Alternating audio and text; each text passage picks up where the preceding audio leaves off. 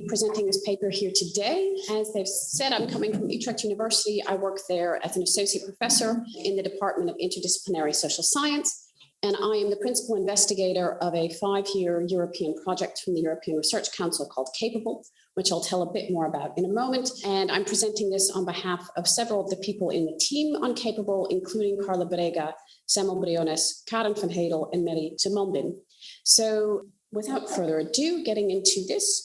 So what I'm going to do today is just go through a bit of the background and the aim of the study, because I recognize that for a lot of people working on family policy, it maybe seems a bit strange to be talking about local policies. So I'd like to tell you a bit about that and how this is embedded in the broader Capable project. And then we'll look at the actual context of decentralization of the countries under study, as well as the side of social innovation, which is a rather new thing for me and maybe for some of you as well, introducing our theoretical framework around what we call a community-based capabilities approach, talking a bit about the data and methods, the results, and then moving forward.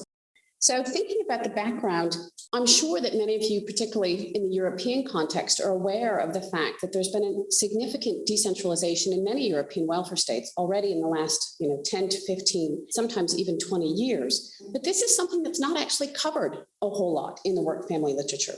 Rather, our focus often is more on national level policies or European level policies or organization level policies. But social policy scholars have actually been very careful to point out that policies in and of themselves are essentially delivered and experienced at this local level. And this is also the case if we think about work family policies. To give some examples, in the Netherlands, where I'm currently at, if you look at long-term care, municipalities have the responsibility for determining families' eligibility for home health care. So if you imagine someone who's taking care of an elderly parent or a sick partner or spouse, someone from the municipality comes in, sits down with you at the so-called kitchen table for the kitchen table discussion to determine the level of need for that person receiving care. So we have, for example, a 96-year-old neighbor who lives up above us. He's still living at home. He swears he's not coming out of his house until they take him out in a casket. Whether that'll happen, we'll see. But he's able to live there because we have a chairlift that goes up our apartment stairs. Without that, he would simply not be able to live at home, and his family would not be able to help care for him. But he also receives a great deal of home health care. In other municipalities, it could simply happen that where you're living will determine whether or not a municipality says, I'm so sorry, no, we are not going to spend the 10,000 euros required to put a chairlift into your apartment building. And no, your care actually means that you should be going to a nursing home rather than receiving home health care. It introduces significant inequality. And in the Netherlands, a really small country, there's more than 200 municipalities. So it seems kind of ad hoc in terms of where you're living, in terms of the amount of inequality you're experiencing. But also if we think about early childhood education and care, which will be the focus of my talk today, there's room for significant variation because municipalities in the Netherlands are responsible for determining the eligibility criteria for early childhood education and preschool. So simply based on where parents are living can make a difference in terms of what matters for inequality. This is why I think that for the local level, we really also need to be looking at it in work family policies. So when we speak of decentralization, this can actually refer to both what's called vertical subsidiarity as well as horizontal subsidiarity. And the vertical subsidiarity is referring to the devolution of responsibilities from the more national level down to the local level. And this process of vertical subsidiarity generally goes hand in hand with this process of horizontal subsidiarity, which simply means more and more people get involved in developing, managing, and implementing policies at that local level. So consequently, local organizations and actors are presented with new roles and responsibilities. And this involvement is not limited to the public sector, but can also involve not-for-profit actors as well as private sector actors. And this decentralization then changes what's been referred to as the welfare diamond. In other words, divisions of responsibility between the state, family, and market, and the local community, as well as differing divisions of responsibility across these different levels of government. And these new configurations create simultaneously the potential for conflict, as well as cooperation, stagnation, and innovation. In other words, what happens is what we refer to as a local policy paradox. And this local policy paradox is, on the one hand, that through these shifting responsibilities and this inclusion of new actors, we see this interplay between the central and the local level. This can lead to all kinds of tensions about who's responsible, how money is spent, and most importantly for the audience here today, rising inequality. On the other hand, this shift in responsibilities and inclusion of new actors creates opportunities for new collaborations, for example, new responsibilities and new roles, thus potentially social innovation. In short, there's an increased chance for conflict and policy stagnation, as well as cooperation and policy innovation. But local policy really is not actually that often studied, as I've said.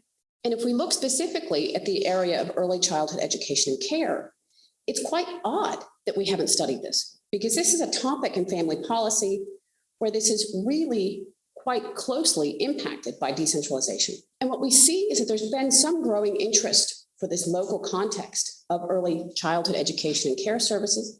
I think I'm just going to say ECEC, or I'm going to stumble over the words the whole time. From this social innovation perspective, particularly from Spain, where in Barcelona, they've had some rather significant changes in ECEC. But one of the crucial things that I want to touch upon today is that from both of these literatures that are maybe less familiar to each of you, whether that's decentralization or social innovation, there's a fundamental question underlying these literatures that has not been answered. And to me, that is actually, what does the local implementation and regulation of social services and care services mean for the capacity of local policies to actually act as a resource for citizens? Now, from a social innovation perspective, answering this question is crucial because innovation is said to depend in part on the capacity of existing social policies to address citizens' needs. That is part of social innovation. But more important for this audience is that from a work-family perspective, an answer to this question is needed because availability does not guarantee equal access. And so really, to not repeat myself, despite this importance of decentralization for so many work-family practices, as well as the importance of local policies for work and family, we really know relatively little about access. So the aim of the current study is to understand which local ECEC policies and services function as potential resources for residents in 8 European cities. And as I mentioned, this is part of a larger European project called Capable, where we are rethinking work-life policies and their impact from a new perspective. This is a 5-year European Research Council consolidator project. In essence, we're studying the persistence of gender inequality and work-life balance across 8 European countries. And the whole idea of the project started from the idea that the reason that policies aimed at gender inequality in work and family have limited effects because the policies and the research that we're doing on them are often too focused on outcomes, like gender equality and inequality in paid work. When we focus on these outcomes alone, we have a tendency to ignore the process that leads to these outcomes. And to understand that process starts with understanding policy design. And so now I'm maybe preaching to the choir a bit because each of you is studying a lot of these aspects around policy design. But what we see is that obviously various work-family policies are assumed to lead to better gender equality outcomes or other types of social inequality outcomes, like a decline in gender employment gaps. For example, it's still often thought that if we just offer enough childcare services, gender inequality in work and family will improve, with more mothers able to join the labor market. But that argument is much too simplistic because it's not just about the availability of childcare services, but other aspects of policy design like quality and affordability matter. But the way in which these aspects of policy design matter differs in relation to individuals, depending upon their own characteristics and where they're situated and how they're situated in these differing local and national contexts. And what we call this is the translation process ultimately influences what people are effectively able to do and be. So their capabilities for work-life balance. So if we maybe take one more example looking at parental leave, so many governments are working to improve their parental leave policies, for example, with the European Work-Life Balance Directive. So in theory, the directive ensures parents across Europe have equal access to parental leave by defining that 2 out of the 4 months of parental leave are non-transferable between parents. But in member states where this parental leave is still not fully paid, parents, and particularly fathers, are less likely to take up that leave because families can't miss the lost income of that father or partner. And because still within the workplace and society, mothers and fathers face differing norms. What's acceptable in terms of who's caring, who's working, and this can limit parents' use of that leave or even prevent them from seeing it as possible. So understanding work-life capabilities means understanding that missing link between policy and outcomes. So what we're doing with Capable is trying to shed light on that complex process the interaction of policy design in relation to these individual community and societal factors, and how that affects what people are effectively able to do and to be, so their capabilities. So I won't go much into the different sub-projects. If you're interested, we can come back to it, but it's maybe important to know that we started out with 8 European projects at the policy level, and then do a more in-depth dive at 4 countries, the Netherlands, Slovenia, Spain, and the UK, for this interpretive process-oriented methodology in these smaller sub-projects, together with some stuff looking at the EU SILT data around well-being and health, and then finally a comparative analysis towards the end. But coming back then to the paper at hand, we're zooming in on these 4 in-depth case studies. And these are all countries that have significant variation in the dominant policy operating mechanism for work and family, and some variation in decentralization. I probably don't have to go through this too much because it'll be familiar to most of you, but the UK with more of a market sector, Slovenia more focused from the public sector, Spain with much more reliance on the family, and the Netherlands very much a mixed welfare diamond, and different timings in terms of decentralization. The UK really has far-reaching decentralization if you look at it in the European context, whereas Slovenia and Spain started much earlier with the decentralization of services. The Netherlands was comparatively late, but also, like the UK, has very far-reaching decentralization. And in all 4 countries, the municipalities are key providers of services, particularly around early childhood education and care in different ways. So for the theoretical framework in the paper, what we do is draw on both the capability approach and social innovation. So central to the Capable project and the paper is this idea of capabilities, drawing on SEN, which we suggest offers a really useful perspective for understanding social innovation and policy. And for those of you less familiar with the capability approach, what it does is offer a way of contextualizing the circumstances of individuals and what they're truly able to do and be as a reflection of capabilities, agency, and choice. And so from this perspective, it's not just about work and care, because individuals are seen to value multiple things in life. And it's this totality of life activities that should be promoted for individual well-being.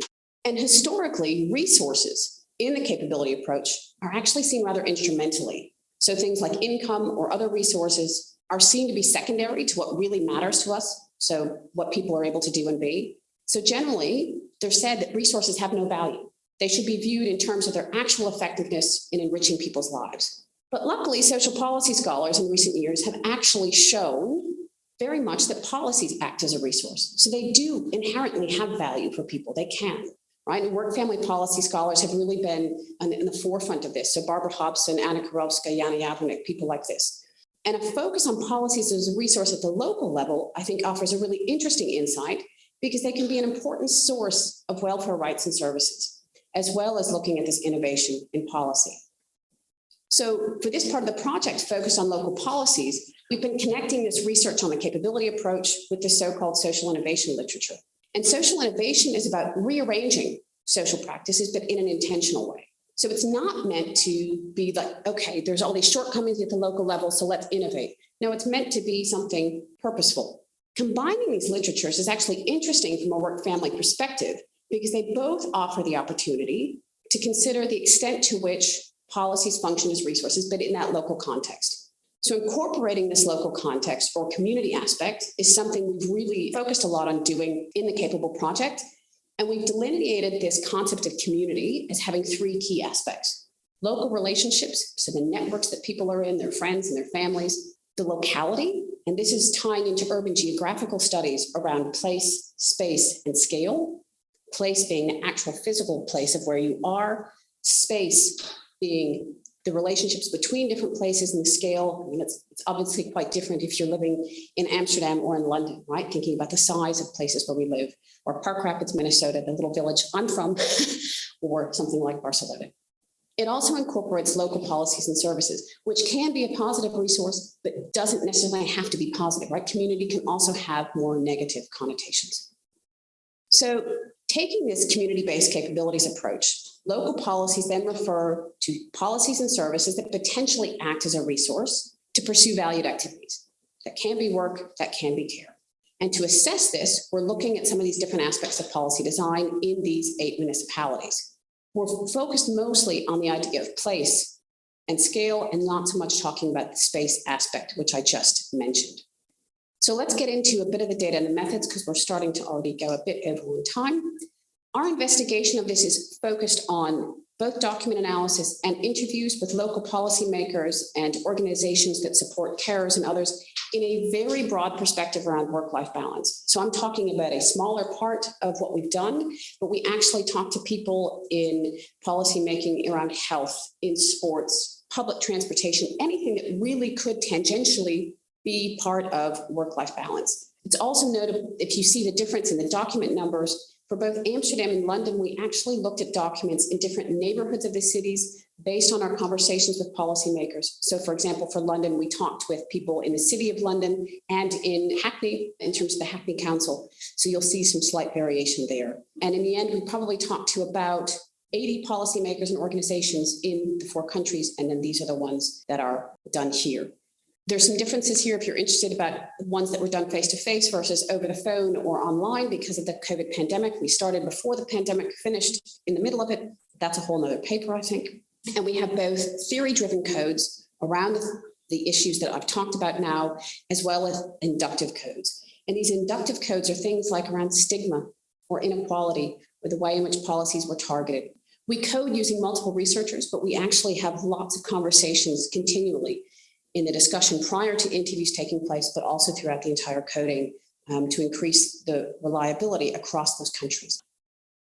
So the preliminary results, there's some variation obviously in the ECEC governance structures, and that's to be expected given the difference in the dominant mechanism that's there. What we see is that in the UK, the regulatory powers for ECEC rest with the government, and they've been devolved to each of the countries within the UK, so Scotland, Wales, Northern Ireland, and England. The exception being England, where the UK government actually sets out the legislative framework for ECEC services. But then local councils are responsible for helping parents find childcare places. And the UK government provides a minimal allowance towards childcare costs, with children aged 3 to 4 eligible for 30 hours of free ECEC per week. But eligibility is derived from parents' employment status, their income, and their immigration status. And socioeconomically disadvantaged children, age 2, could also be eligible for 15 hours of free childcare per week, organized by local councils.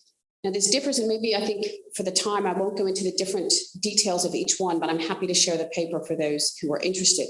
Mostly a public provision in Slovenia and regulation up to towards 96%, whereas in Spain and the Netherlands, there's much more of a mix of public and private forms, a limited public sector in both Spain and in the Netherlands. And what we see then, if we look into the documents and our interview summaries with the different policymakers, particularly in relation to policy design, is we're seeing some contrasting struggles at the local level. If we start by looking at availability, what we see is that cities are quite sensitive to population changes. And this seems to be particularly true for the larger cities in each of the countries. They seem to be much more sensitive to changes in demand. So the growing demand that we see in some areas, in difficulty in keeping up, and the potential for inequality when they can't meet demand, but as well as declining demand. So if services aren't used, sometimes they end up being closed down. So Amsterdam and Barcelona are examples of localities where they really struggle to keep up with this demand. So one policymaker explained to us, there's insufficient staff for preschool in Amsterdam. Not all city areas have a preschool, even though it's needed. And the population growth now and in the future presents problems of meeting this growing demand. And even the smaller municipality of Nijmegen acknowledged these spatial problems of childcare provision. They told us we have waiting lists in the city for childcare. In essence, there's enough places. It's just that parents then have to go to a different neighborhood for the daycare, which also allows inequality to be introduced. And this really contrasts with London, where some of the policymakers talk to us about population decline and services actually closing down. And I'd be interested to see Margaret thinking thoughtfully about that one. We also see that accessibility is an issue there in terms of particular groups being targeted, limitations based on children's ages, or targeting children from socioeconomic disadvantaged backgrounds. And in the UK case, a London-based organization explained that the targeting of ECEC services of those 30 free hours per week is problematic for single-parent families in particular. And they explained that these free hours show a distinction in access based on household composition. So the free ECEC is related to employment. If you're married or in a relationship, or if your partner works and the child is between 2 and 4, then you're eligible. So if you're a single parent, you can't apply for the benefit because you have to be in employment. Each of these examples is highlighting issues around inequality in access, whether that's through availability or these accessibility issues. But there's also issues around affordability in market-driven localities. So particularly in the UK and the Netherlands, we see this happening, but also in Barcelona and Pamplona, where there's this reliance on the mixed market model. Barcelona is particularly affected by low supply. The UK policymakers and organizations were really careful to point out issues related to austerity and budget cuts and how that really limits their ability to do different things. The Netherlands, for those of you not quite familiar with this, has really been affected by this so-called affair around childcare allowances. So the Dutch government provides working parents with a subsidy to help cover that really relatively high costs of childcare.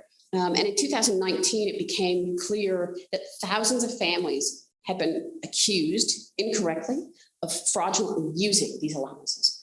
In some cases, this led up to a debt of 30,000, 40,000, 50,000 euros. People lost their homes, their jobs, it led to divorces, and we are still in a really big struggle around this. And all these issues are coming out at multiple levels of government.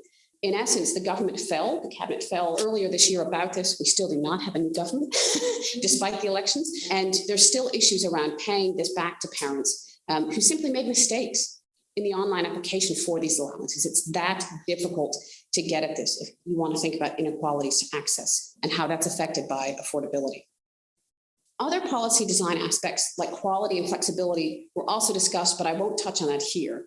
What I want to mention as the last thing about policy design is the interrelationship between these different aspects. So Jana Javernick and I have talked about this in an earlier cross-country comparison. Analytically, we like to pull apart these different aspects of design, but in reality, they're obviously very much interrelated. So this person says the availability of nurseries is a key problem. Lotteries are used to access a place to a public nursery, but a private nursery can cost, that's the affordability issue, between 500 and 600 euros per month per child.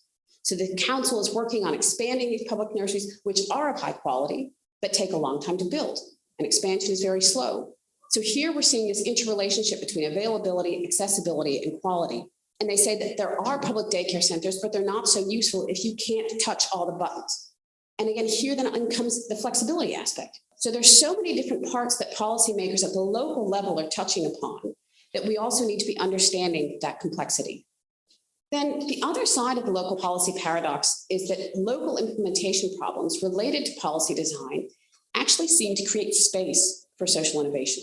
But I would be careful to say it's not quite clear whether these local initiatives really are socially innovative or whether they're developed simply because there's an inability of local governments to provide ECEC in a fair and equitable manner. So Barcelona is showing the greatest amount, really the kind of local developed alternative forms of ECEC, but we're starting to see some examples from the other cities as well. So Leeds with the municipality is doing these things called short breaks with parents. And this was really a co-creation between parents and the Leeds City Council. Barcelona working with the municipality and not-for-profit organizations. The Concilia project, which offers neighborhood-based care and free babysitting. Anyone who doesn't have someone to watch their children when care is needed for work or training purposes, or care or personal matters. So it's really interesting how they're targeting kind of these single mother families there, but also some public-private mixed initiatives in both Pamplona and Ljubljana.